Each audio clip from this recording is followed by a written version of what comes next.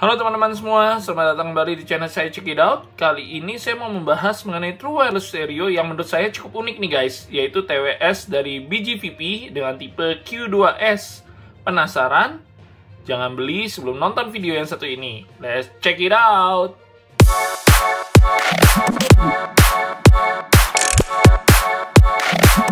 True Wireless Stereo BGVP dengan tipe Q2S. Nah, TWS ini menurut saya sangat unik nih guys, karena dia memiliki fitur dual output. Artinya, dia bisa didengarkan dengan Bluetooth maupun dengan kabel menggunakan koneksi MMCX. Menarik bukan? Nanti kita akan bahas nih, apakah beda jauh nggak antara koneksi Bluetooth dengan pakai kabel di pembahasan di sound quality. Selain fitur itu, dia juga banyak menawarkan fitur-fitur menarik ya guys. Jadi dia udah hybrid driver, udah Bluetooth 5.2, dia juga udah aptX. Nah, nanti kita akan bahas nih, gali secara detail fitur-fiturnya setelah kita unboxing. Nah, kemasan yang hadir dia sederhana aja ya, dengan warna putih begini. Nah, ada gambar TWS di depannya. Di bagian samping dia ada keterangan produsen dari TWS ini. Kemudian di bagian belakang dia ada kasih spesifikasi singkat dari Q2S. Kemudian dia ada kasih icon-icon yang merupakan fitur unggulan yang ada ditawarkan oleh TWS ini. Harganya sendiri juga cukup terjangkau guys, di bawah 1 juta, berkisar antara 700 sampai 800 ribu rupiah. Jadi memang True Wireless Stereo ini cukup menarik untuk saya untuk review lebih lanjut, karena spek yang ditawarkan nggak main-main nih guys. Oke, nggak pakai lama, kita langsung ya unboxing time.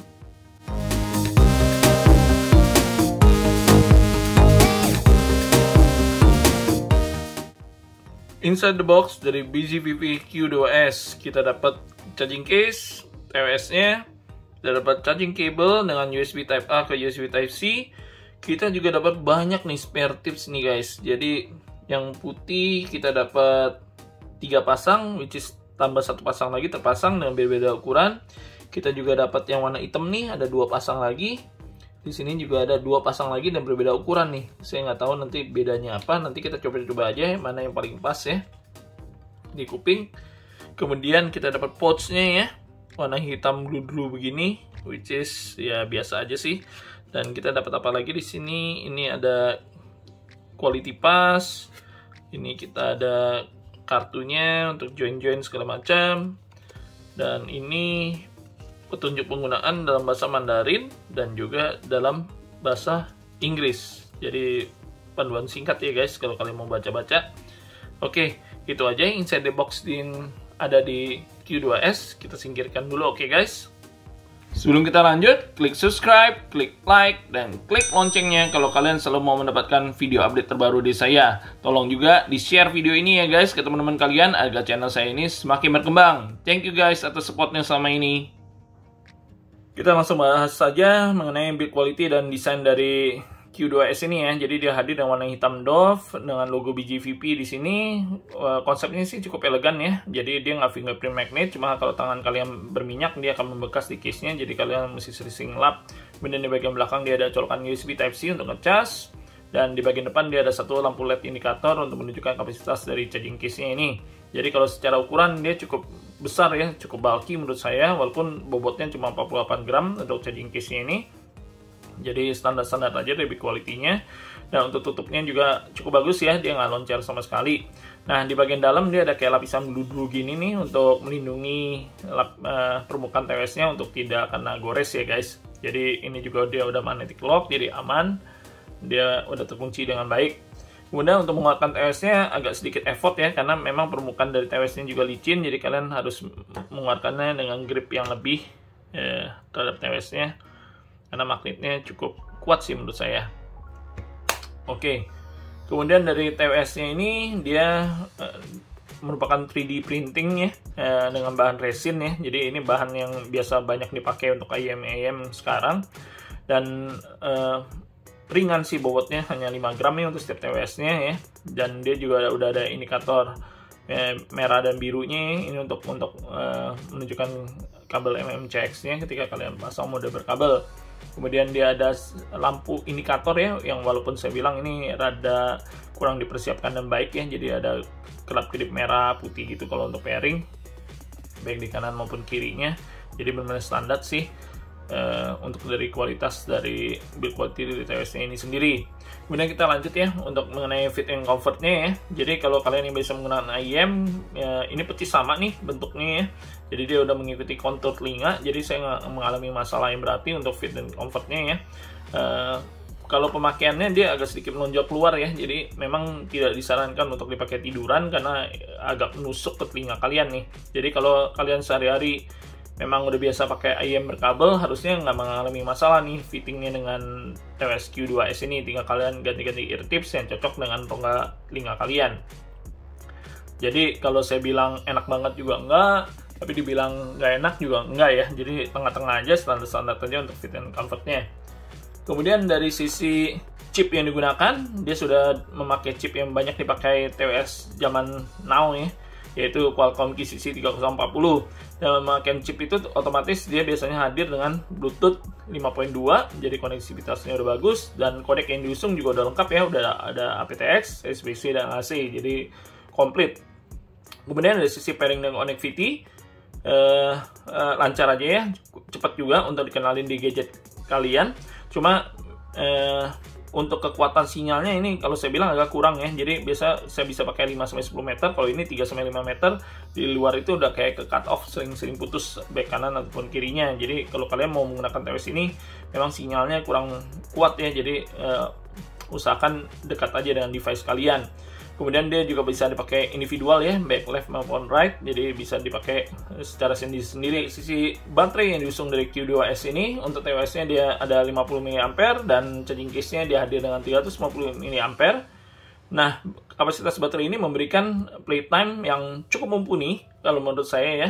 Jadi TWS-nya itu playtime-nya itu sekitar 7 jam dan ada tambahan dan charging case-nya totalnya menjadi 24 jam. Ini memang kalau secara playtime itu udah di atas rata-rata TWS yang ada di pasaran ya. Jadi cukup bagus, bisa tahan seharian dan ininya juga cukup lama sekitar 7 jam. Kemudian dia nggak ada fast charging ya. Dan dia nggak ada wireless charging juga. Jadi mode charge-nya hanya melalui USB Type-C yang di belakang tadi. Kemudian untuk dari IP rating juga tidak ada keterangan resmi ya mengenai perlindungan IP rating yang diusung oleh Q2S ini. Kalau menurut saya sih ini karena dia hadir dengan mode hybrid mode-nya ini guys, karena dia ada colokan untuk MMCX ini yang membuat dia kayaknya nggak waterproof ataupun splash proof. Jadi kalau saya sarankan kalau kalian mau Q2S ini sebaiknya dipakai untuk kegiatan indoor aja, jangan untuk kegiatan basah-basahan. Selanjutnya, driver yang diusung juga dia sudah hybrid driver ya guys, jadi udah bagus banget. Jadi dari sektor low-nya dia udah ada single dynamic driver, untuk sektor mid dan high-nya dia pakai balance amatur dari Knowles. Jadi Knowles itu adalah salah satu produsen balance amatur yang cukup terkenal di pasaran audio ya. Jadi memang secara spek udah mantap banget dari Q2S ini. Kemudian apps-nya sama sekali nggak ada ya, jadi murni kalian semuanya penggunaan melalui dari TWS ini. Kemudian untuk dari sisi kontrolnya dia udah touch control ya, dan cukup sensitif sih menurut saya, sensitif banget di permukaannya sini karena memang permukaan touch controlnya agak lebar ya. Dan untuk menu touch controlnya itu udah lengkap juga ya guys, jadi dia bisa kecilin volume bisa, play pause bisa, dia bisa preview atau next song, terus dia juga bisa voice assistant. Jadi memang cukup lengkap nih di touch control yang diusung oleh Q2S ini, jadi kalian tidak mengalami kekurangan sama sekali. Kemudian dari sisi latency, karena dia sudah saya sebutkan di awal dia udah pakai Qualcomm QCC 3040, jadi secara latency dia juga udah sekitar 88 millisecond ya. Jadi kalau kalian untuk nonton YouTube, Netflix itu nggak akan mengalami lag yang mengganggu ya. Cuma untuk game kadang-kadang sedikit aja. Cuma kalau menurut saya sih pas saya main game sih masih saya terima sih di telinga saya, nggak berasa gimana-gimana. Fitur lainnya ya itu yang tadi fitur unggulan yang ditawarkan oleh Q2S ini adalah mode hybridnya itu, dimana dia bisa pakai mode wireless maupun mode berkabel. Nah ini cakep nih, terobosan baru di TWS. Dari sisi mikrofonnya, jadi kalau saya pakai Zoom meeting sih fine-fine aja, suara kedengaran jelas. Cuma memang suaranya agak sedikit lebih kecil, cuma masih kedengaran jelas untuk dipakai kegiatan sehari-hari. Silakan kalian simak aja kualitas mikrofon yang dihasilkan oleh Q2S ini dengan tes mikrofon berikut ini. Mikrofon tes BGVP Q2S. Tes 1 2 3, tes 1 2 3. Mikrofon tes BGVP Q2S. 2S. Selanjutnya kita masuk mengenai pembahasan sound quality dari Q2S ini ya guys. Jadi pertama-tama yang saya mau bahas sound quality kalau dengan mode wireless dulu ya. Dengan mode wireless, low yang dihasilkan itu tight, nggak terlalu deep, kuantitasnya sedang-sedang aja ya, jadi nggak besar, nggak bunyi sama sekali. Kemudian dari sektor mid-nya juga dia sedikit mundur dibandingkan instrumen lainnya, dan dia juga kalau saya bilang rada tipis ya dari sisi mid-nya ya, thin mid ini ya. Jadi kalau kalian mendengarkan vokal perempuan oke-oke aja, kalau vokal cowok kesannya kayak kurang ngebass dikit ya. Dan kemudian dari sektor high-nya, kalau saya bilang detail clarity-nya cukupan aja ya. Dan ekstensi dari high-nya juga kalau saya bilang agak kurang sedikit ya. Jadi saya nggak mendapatkan crispsnya dari simbal cing-celing-celingnya itu kurang dapat. Otomatis ini modelnya smooth aja ya. Jadi kalian nggak akan fatigue telinga kalian untuk didonder sama yang sering-sering dari TWS ini, jadi aman-aman aja untuk dipakai lama. Untuk soundstage dan separasi cukupan aja, standar aja di harganya ya, jadi masih nggak berasa numpuk ya, masih separasinya masih jelas, masih pinpoint instrumennya juga masih oke, cuma memang nggak terlalu luas banget, dan tapi juga nggak bisa dibilang sempit. Itu dari sisi mode wirelessnya dengan menggunakan koneksi Bluetooth. Kemudian ketika saya ubah nih dengan koneksi berkabel, kebetulan saya menggunakan Chain N6 MK2 saya ya untuk koneksi berkabelnya maupun dengan Bluetoothnya, itu saya merasakan ada perubahan yang cukup signifikan sih guys. Jadi dari sisi bassnya memang kuantitasnya nggak terlalu nambah ya, cuma authority, ketegasan dari bassnya itu lebih mantep aja, nggak gantung gitu loh. Kalau mode wirelessnya saya dengar agak sedikit nanggung. Kalau dari sisi berkabelnya jadi lebih tegas aja bung-bung-bungnya, walaupun memang bassnya tetap tight, layeringnya lebih dapat kalau berkabel. Dari sisi midnya sih standar-standar aja ya, untuk dari wireless maupun berkabelnya saya nggak terlalu merasakan perubahan yang signifikan. Kemudian yang saya dapat malah justru dari upper mid dan high-nya ya, jadi detail clarity-nya lebih jelas nih. Otoritasnya seperti yang tadi di sektor low-nya, detailnya juga lebih dapat kalau pakai berkabel, karena ekstensi high-nya juga lebih lepas kayaknya, crispsnya lebih dapat. Cering-ceringnya muncul tuh kalau kita pakai kabel. Itu yang saya nggak dapetin kalau saya pakai mode wireless ini. Juga separasi dan instrumennya juga karena high-nya juga lebih extend, clarity-nya lebih dapat, separasinya jadi lebih bagus lagi guys dari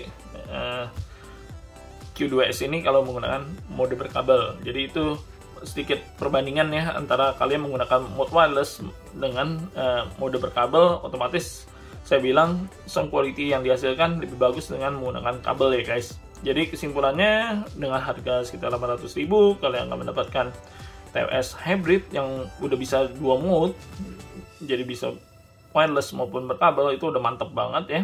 Dan sound quality yang dihasilkan juga nggak kaleng-kaleng guys. Jadi cukup bakal diterima di kalangan penggemar audio di Indonesia ya, untuk kualitas dari audionya yang dihasilkan. Dan dia sudah menggunakan chip yang terbaru, koneksi Bluetooth-nya udah oke, kodek yang diusung juga udah lengkap. Jadi ini udah paket lumayan lengkap guys, kecuali dia memang belum ada active noise cancellation dan hanya mengandalkan dari passive noise cancellation dari earpiece-nya aja. Oke, itu aja review saya kali ini. Thank you guys for watching. Kalau kalian suka, jangan lupa klik like, subscribe, juga klik loncengnya nih kalau kalian selalu mau mendapatkan update video terbaru dari saya. Thank you guys for watching. Stay safe, stay healthy. Bye-bye.